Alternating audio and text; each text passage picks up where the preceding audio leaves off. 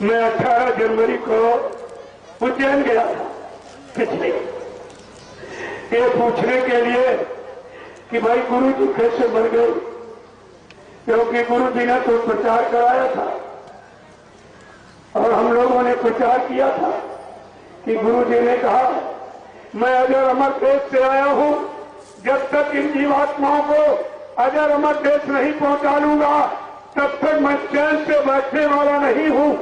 जब तक मेरा एक भी जीव यहाँ रहेगा मैं बराबर मौजूद रहूंगा। जब मेरे जगह सारे जीव चले जाएंगे मैं पीछे से जाऊंगा। क्या ये गुरु जी ने झूठ कहा? मैं पूछ रहा हूं आपसे भी, क्या ये झूठा प्रचार कराया गया? क्या आप सबने झूठे गुरु का प्रचार किया था? ये सब तुमको बताना पड़ेगा। वो समय आ रहा है जो एक एक प्रश्न का उत्तर तुम्हारे से पूछना पड़ेगा और तुमको देना पड़ेगा। ये ऐसे नहीं मेहनत की गई। एक महापुरुष ने 60 वर्ष कितनी कड़ी मेहनत जीवों को जगाने में, कितना त्याग और कितना संघर्ष, कितने झगड़े, कितना कष्ट अपने ऊपर लिया और हम सबको जगा के सतपथ के रास्ते पर खड़ा कर दिया। और तुम रास्ते पर खड़े भी नहीं रह पाए। तुम्हारे पास इतना भी विश्वास गुरु के प्रति नहीं रहा कि जहां पर तुमको खड़ा किया था अगर तुम खड़े रहकर भजन करते रहते तो आज तुमको शंका संदेह भूल भ्रम में फांसने वाला कोई पैदा ही नहीं हुआ था।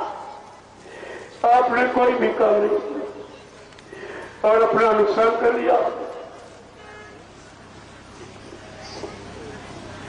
ये जानकारी आपको जगाने के लिए दी गई थी कि सोने की, आपको निकलने के लिए दी गई कि फंसने फंसाने की? विचार कीजिए, ये सब विचार करना पड़ेगा तुमको। तो मैं उज्जैन गया ये पूछने के लिए कि भाई परिवार का समाधान अगर परिवार में हो जाए तो अच्छी बात, बाहर के लोग क्यों उसको सुन करके मौज ले। समस्या का समाधान परिवार में हो जाए अच्छी बात। तो मैं ये पूछने के लिए गया था कि तुम कह रहे हो कि गुरु ने हमको नामदान का आदेश दे दिया 2007 में, वो भी उत्तर प्रदेश के उन्नाव जिले में बसीरतगंज आश्रम में। तो हमने कहा जब तुमको नामदान का आदेश दिया 2007 में और 2012 5 साल का समय बीच में निकला, तुमने 5 साल में किसी प्रेमी को ये इशारा बीच में किया कि हमको गुरु ने नामदान दिया? कहने का दिया। क्या इन्होंने कभी इन 5 सालों में किसी प्रेमी को ये बताया है कि गुरु ने हमको नामदान का आदेश दे दिया? सच बोल रहा आप लोग। क्या इसने कभी 5 सालों के बीच आपको इशारा करके कहा कि गुरु ने हमको नामदान को कहा? दूसरी बात, गुरु महाराज जो भी आदेश देते छोटा बड़ा, अपने राष्ट्रीय मंच मथुरा में और राष्ट्रीय 3 कार्यक्रम होते हैं साल में, वार्षिक भंडारा, गणेश स्तुति दशमी, गुरु पूर्णिमा और होली का कार्यक्रम। क्या बाबा जी ने कभी राष्ट्रीय मंच से मथुरा में अपने राष्ट्रीय कार्यक्रम में ये आदेश दिया है या किसी प्रेमी ने गुरु के मुंह से मथुरा में राष्ट्रीय कार्यक्रमों में राष्ट्रीय मंच से कभी ये सुना है कि बाबा जी ने कभी कहा कि मैंने इसको नामदान का आदेश किया? नहीं। हिंदुस्तान के किसी प्रेमी ने सुना हो तो सब बताना। मैं ये सब पूछने गया था। मैं कहा चलो अगर तुमको तुम्हारे कान में आदेश कर दिया फिर भी मैं इसको मान रहा हूं, लेकिन ये बताओ तुमने बताया क्यों नहीं? तुमको बताना चाहिए था।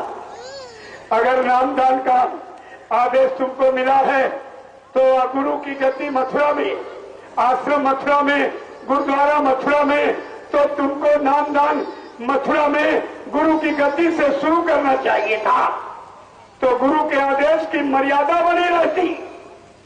प्रेमियों, ये मथुरा कभी नहीं जाएगा, इतना डरता है, ये कभी नहीं जाएगा वहां। और ये इसकी झूठ अभी सब सिद्ध होती चली जा रही। मैंने कहा 2010 में गुरु ने आदेश किया कि मैंने हिंदुस्तान में किसी प्रेमी को भी नामदान देने का मैंने कोई अधिकार नहीं दिया और न भविष्य में मेरी कोई ऐसी सोच है। और कहा कि मैं 2010 में आदेश किया कि मैंने जितने आदेश आज तक दिए हैं मैं सारे आदेशों को निरस्त कर रहा हूं। मेरे यहां अध्यक्ष मंत्री पद भी नहीं रहेगा, कोई वक्ता प्रवक्ता भी नहीं रहेगा। ये संत मत है। संत मत में हमेशा सेवादार और भजनानंदी ही रहते हैं, क्योंकि परिवर्तन सेवादारों से भजनानंदियों से होगा, अध्यक्ष मंत्रियों से और अनेक वक्ताओं से परिवर्तन नहीं होगा। यह सब आपके सामने। मैंने कहा वो आदेश कहा चला गया। और बाबा जी ने 2012 में आखिरी आदेश यानी सत्संग मथुरा होली का था। जो लोग गए होंगे सुना होगा आपने। कहा मैंने मेरे पास जो आश्रम में 40 व्यक्ति रहते मैंने उनकी लिस्ट बना दी और इससे कह दिया कि बच्चा तुम घर जाओ भजन करो, तुम्हारे लिए आश्रम पर रहना ठीक नहीं है। प्रेमियों कोई नहीं माना। बाबा जी ने कहा एक एक वीआईपी गाड़ी ले लो, 10-10 लाख रुपए ले लो, तुम लोग घर जाओ भजन करो, तुम्हारे लिए आश्रम पर रहना अब भविष्य के लिए ठीक नहीं होगा। क्या गुरु का ये आदेश नहीं था? क्या इस आदेश से इनको लाभ नहीं मिलता? अरे गुरु जिसमें खुश हो वही काम करना चाहिए। किसी की दया और कृपा पाने के लिए उसे खुश रखना अति अनिवार्य होता है। तो कुछ नहीं हुआ। और जो 40 व्यक्ति मथुरा आश्रम पर रहते थे ये सब कोई सेवादार नहीं, कोई सत्संगी नहीं, ये सब गुरु के यहाँ नौकरी करते थे। गुरु जी इनको 30,000, 35,000, 40,000 रुपया तनख्वाह देते थे। ये सब नौकरी करते थे, कोई सेवादार नहीं था। अगर सेवक होता तो अपने मालिक के प्रति गद्दारी नहीं करता। ये सब आपको समझदारी रखनी चाहिए थी। लेकिन तुम्हारे पास भी तो गुरु ज्ञान नहीं है, तुम्हारे पास भी तो गुरु वचन नहीं है, तुम कैसे समझ पाओगे? तो मैं ये भी पूछने गया था कि 2010 की तो बात सब लोग नहीं समझ पाए। 2007 की बात किसने सुनी थी? और अगर तूने 2007 की बात तू कहता है तो 2007 का पूरा कैसेट तो सुना दे प्रेमियों को, क्योंकि बाबा जी 1 घंटे पहले संदेश देते, बाद में कोई जरूरी आदेश देती। ये हमेशा का नियम था उनका बोलने का, हमेशा का नियम है, हमेशा का नियम उनका है ये। तो क्या उस दिन केवल यही बोले थे कि मैं इसको नामदान तो कह रहा हूं, कुछ नहीं बोले? 1 घंटे का पूरा कैसेट तू क्यों नहीं सुनाता है? सब प्रेमियों की समझ में आ जाएगा। प्रेमियों, कंप्यूटर से क्या क्या नहीं बनाया जा सकता, कौन से जारी काम को यानी नहीं किया जा सकता है, ये सब आप कंप्यूटर की गति को जान गए हो और आपको सब विचार करना चाहिए। मैं ये भी पूछने गया, अगर मैं इसकी पूरी हकीकत खोल के रख दूं इस व्यक्ति की तो तुम इस पर थूकोगे नहीं। इसने सर्वप्रथम बाबा जी को 2005 में जहर दिया और रस्सी में बांधकर पागल ठहराकर गाड़ी में डालकर आप कैसी बिहार में रांची में आया लेकर के। डॉक्टर शैलेन के पास जो नामदानी टाटधारी है मतलब थे, उनको भी मरवा दिया गया जहर देके, क्योंकि हकीकत खोल देगा ये डॉक्टर। उस बेचारे को जहर देके मरवा दिया गया। और देखिए आप, तो ले गए डॉक्टर के पास और ये कह रहा कि बाबा जी पागल हो गए। उन्होंने डॉक्टर साहब ने कहा किसके लिए कह रहे हो? जिन्होंने तमाम से सिर पे हाथ रखे तमाम पागलों को ठीक कर दिया। आज उस महापुरुष कह रहे पागल हो गए। तब तक स्वामी जी ने आंख खोल दी और कहा बच्चा हमको यहाँ क्यों लेके आए हो? बस उसी समय से ये हलचल मच गई इन जल्लादों को चिंता हो गई कि गुरु महाराज ये मेरा राज कभी संगत में न खोलने। उसी समय से मारने की, जहर देने की प्रक्रिया को तेज कर दिया गया। आप लोग मथुरा जाते रहे हो, देखा होगा सत्संगों में कि मंदिर के परिसर में एक चार्ट लगाया गया था। उस चार्ट में जहर की पुड़िया चिपकाई गई थी।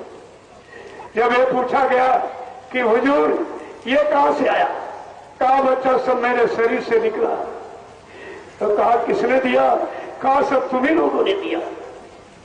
इन लोगों ने फौरन मोड़ दिया, कहा तुम लोग बड़े बड़े नाखून रखा के आते हो, दर्शन करने के वक्त नाखून मारकर गुरु को जहर चला दिया। प्रेमियों ये चीज मानने वाली, जो दर्शन करने जाएगा वो नाखून मारेगा, जो दया को पा रहा है वो भ्रमित हो जाएगा कभी। देखिए आप इसको। और ये इतने मदान, इतने कामांध हो गए, ये भी नहीं समझ पा रहे कि तुम जहर दे रहे हो और वो जहर शरीर से निकालकर पुड़ियों में चिपका के तुम्हारे सामने रख रहे। जिस महापुरुष का जहर भी कुछ नहीं कर रहा, लेकिन इनकी समझ में क्यों नहीं आ रहा? विनाशकाले विपरीत बुद्धि। जब जिसका विनाश होने को होता है उसकी बुद्धि विपरीत दिशा की तरफ काम करने लगती है। प्रेमियों, तो मैं पूछने के लिए गया, लेकिन हमको ये मिला नहीं, पहले भाग गया आश्रम छोड़कर।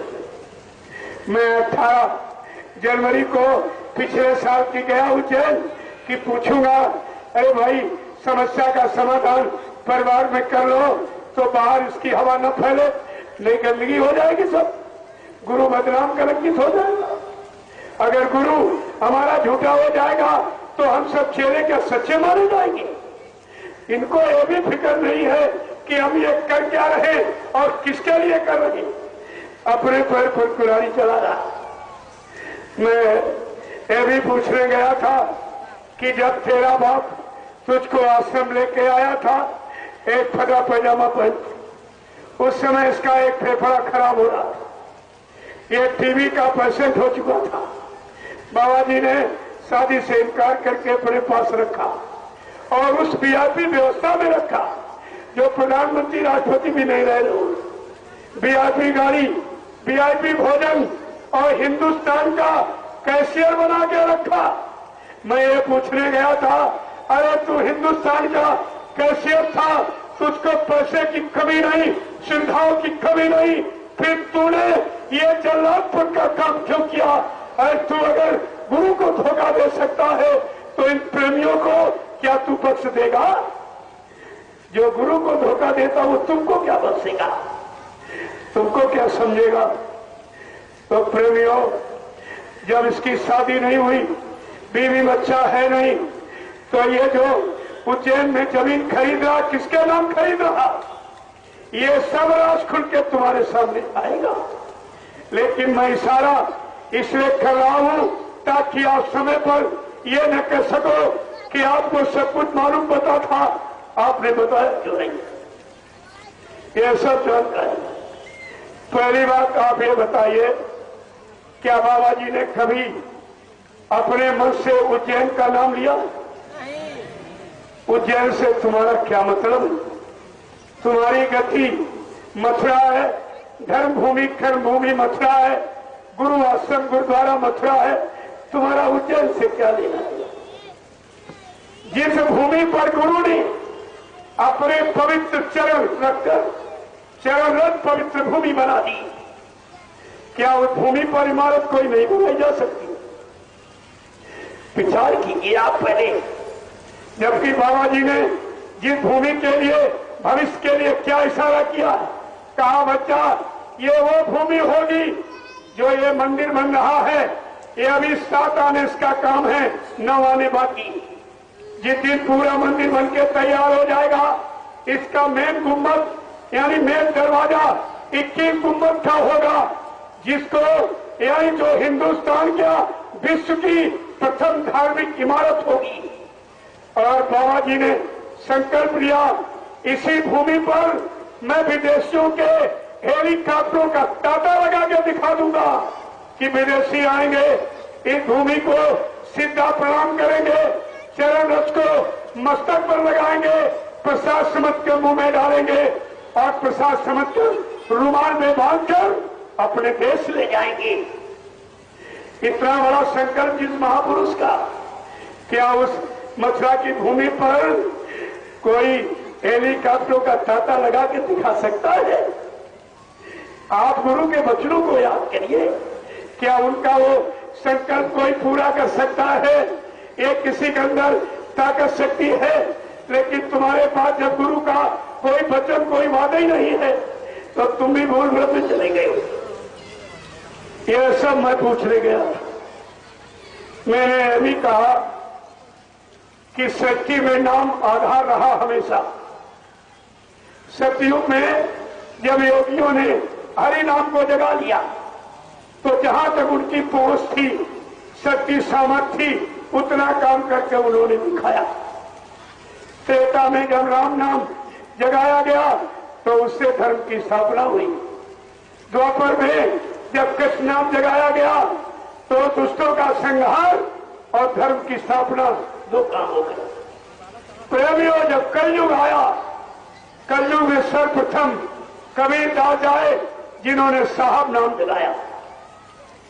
संत महात्मा जिस नाम को जगाता है वही उसकी व्यक्तिगत पूंजी और शक्ति का भंडार होता है और वही नाम जीवात्माओं का आधार बन जाता है। उसी नाम जहाज आधार पर खड़ा करके इन जीवात्माओं को वो महापुरुष भवसागर से पार करता है। ये इतिहास है संतों का। जब कबीरदास ने साहब नाम जगा लिया तब जीवात्मा को नाम दान दिया। शिवदयाल सिंह महाराज ने राधा स्वामी नाम जगाया तब जीवों को नाम दान दिया। गुरु नानक देव जी महाराज ने वाहे गुरु नाम जगाया तब जीवों को नाम दान दिया। स्वामी जी महाराज ने जय गुरुदेव नाम जगाया तब जीवों को नाम दान दिया। मैंने बड़े सम्मान के साथ इससे कहा, अरे तू भी कोई नाम जगा ले और नाम दान दे, तेरा भी मान लिया जाएगा, लेकिन संत मत के नियम के आधार पर ही वो चीज मानी जाएगी, इसके पहले नहीं। जो नाम को जगाएगा वो नाम दान देगा। नाम जगाने का मतलब जीवात्मा को जगाना। बुझा चिराग जब जलेगा करोड़ों बुझे चिरागों को जला देगा। करोड़ों बुझे चिराग संख्या में ज्यादा है लेकिन प्रकाश नहीं दे सकते हैं। प्रकाश हमेशा जला हुआ चिराग ही देता है। एक जानकारी, फर्क पहचान आपको अपने अंदर रखनी चाहिए थी। हमने कहा कि तुमने तो गुरु के आदेश को खुद नहीं माना। एक झटके में सुरक्षा कवच, ये डाक फकीरी भेद जो गुरु ने हम सबको यहाँ नहीं पहराया मथुरा खितौरा में, हमें आपको ले गए दिल्ली बोर्ड क्लब, यहाँ पार्लियामेंट। कहा बच्चा ये पार्लियामेंट है, यहाँ हिंदुस्तान का कानून रहता। तुम सब लोग यहाँ शपथ और कसम खाओ, इसके सामने खड़े होकर और शरीर में इस फकीरी भेद को धारण करो मेरे सामूहिक आदेश पर।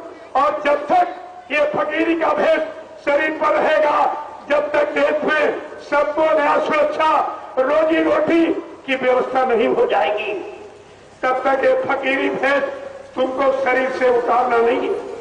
ये आदेश यानी कहा था मेरा सामूहिक आदेश पहराने का, सामूहिक आदेश उतरवाने का होगा। फिर उतरवाने के बाद सामूहिक आदेश दूंगा एक काम का, उस मेरे अग्रिम आदेश का इंतजार तुम भजन करके करते रहना। क्या लोगों ने उसको माना? जिसने गुरु के आदेश को खुद नहीं माना और सुरक्षा कवच डाक फकीरी भेद को स्वार्थ, लोभ, लालच, मान सम्मान में आकर झटके में उतार के फेंक दिया। जो गुरु के आदेश को खुद नहीं मानता, तुम उसका आदेश मान के कौन सा लाभ उठा सकोगे? मैंने अभी कहा जो गुलाबी पगड़ी मानते, मेरा कोई आलोचनात्मक तर्क नहीं आता। मुझे तो खुशी होती जब तुम गुलाबी पगड़ी बांध के आते हो, हमें खुशी होती है। मुझे अपने पगड़ी के अतीत की याद आती है, क्योंकि बाबा जी ने सन 1978 में पगड़ी का आदेश किया था। 1 साल के बाद कहा बच्चा ये पगड़ी सतयुग आने की सूचना दे रही, तुम लोग इसको सम्मान के साथ उतार के बक्से में रख लो। सतयुग आने पर इस पगड़ी की पूजा होगी, पगड़ी का इतिहास बनाऊंगा, लेकिन सम्मान के साथ इसको बक्से में रख लो। रखने का आदेश था, तुमने बनवाने का कैसे दे दिया? तुम्हारे पास बनवाने की क्या ताकत? गुरु के आदेश को खंडन करने वाला क्या गुरु भक्त हो सकता है? गुरु आदेश को न मानने वाला क्या गुरु भक्त हो सकता है? और गुरु को जहर देने वाला क्या गुरु के नाम पावर पाने का अधिकारी बन सकता है? यह सब आपको विचार करना चाहिए।